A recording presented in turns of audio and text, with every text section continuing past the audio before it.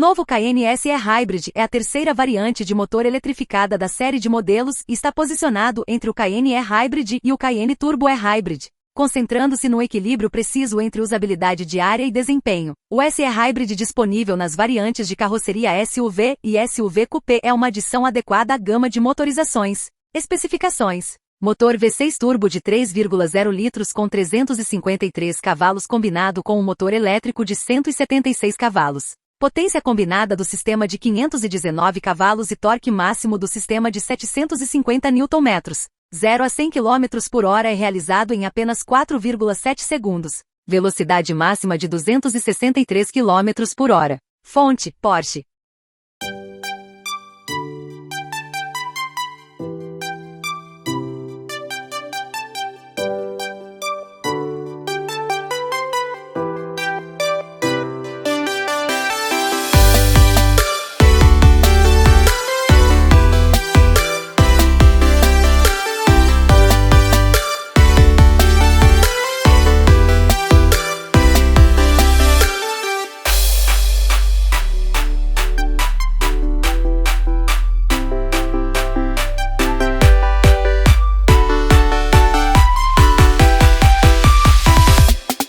Yeah.